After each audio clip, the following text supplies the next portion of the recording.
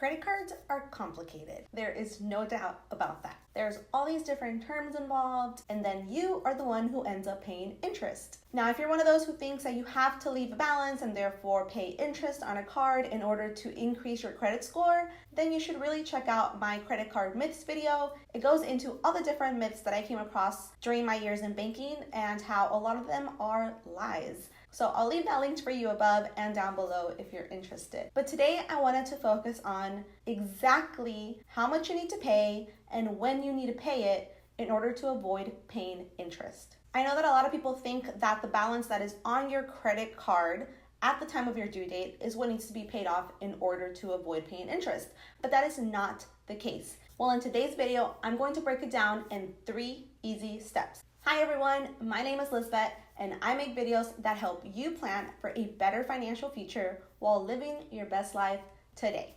So if that's something that interests you, don't forget to subscribe and hit the notification bell so that you don't miss out on new weekly videos. When you pay your credit card and how much you pay of it really does depend on what stage of your life you're in. Whether you're focused on increasing your credit score because you're about to make a large purchase and you need the higher credit score in order to get a lower interest rate, or whether you're just living your regular life and you're trying to maximize your credit rewards and not be penalized for it. That is the part we're focusing on today, and that is why you need to know exactly how much to pay and when to pay your credit card in order to avoid interest, but still be able to maximize your credit card rewards. So if that sounds like you, then let's go ahead and get started. Now, one thing to point out is that next week I'm making a similar video, but I'm talking about how much and when you need to pay on your credit card in order to increase your credit score quickly. So if you're interested more in your credit score at the moment, then maybe ignore this one for the moment and watch next week's video instead.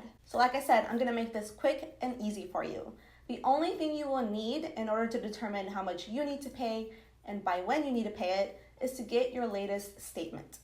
Okay, now that you have your statement, the first thing you need to do is find your statement balance, which is how much you need to pay according to your bill. There's usually a statement balance and a minimum balance, which is the minimum that you would have to pay in order to avoid being late on your bill. But we're focused on the statement balance. Okay, now that you have that, number 2 is to find your due date. That one should be pretty easy to find. Okay, and now that you have that, step number 3 is to pay off that statement balance by that due date. That's it. That is literally all you have to do to avoid paying interest every month. Doesn't matter if you're continuing to use your credit card throughout the month, as long as you pay that statement balance by that due date, you will not be charged any interest. And as long as it's done every single month, you will never get charged any interest. Now, I've been honest about the fact that I budget with my credit card, and I have a whole video about how I do it. I'll link it for you above. That means that at all points in time in my credit card, there's money going in and out essentially. So here's the thing. Today is September 7th when you're watching this video. And let's say that my statement has already come out and my due date is October 1st. Now, whether I want to pay all of it today, whether I want to pay all of it on October 1st, or whether I want to break it down in the next 3 weeks and pay 1/3 each week, however I do it, does not matter. As long as I pay that entire balance by that due date, I will not be charged any interest. The 2 most important things is what your statement balance is and what your due date is.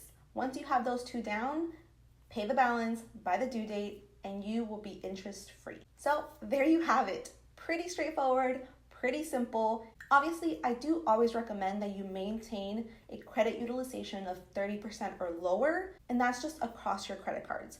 And I'll link a video that goes more into that if you're interested up above. As long as you're within that 30%, you're good. And as long as you're not applying for anything soon, then this system will work completely fine for your credit. Now, if you are planning on applying for anything that would require you to have a higher credit score in order to receive a lower interest rate, then make sure that you are subscribed to my channel, because next week I'm going to show you a quick and effective way to increase your credit score when it comes to your credit cards and that credit utilization. So don't miss that. I know that credit cards are complicated, but once you get it and understand what they're about, trust me, you will be a much better credit card user and you'll be able to know how to manage your credit and earn as much rewards as you possibly can with them. Credit cards can be very beneficial in a lot of different ways, but they are also the quickest way to deteriorate your credit.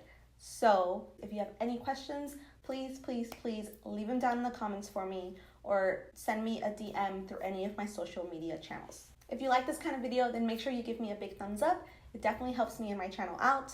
And as always, thank you so much for watching. I will talk to y'all next time.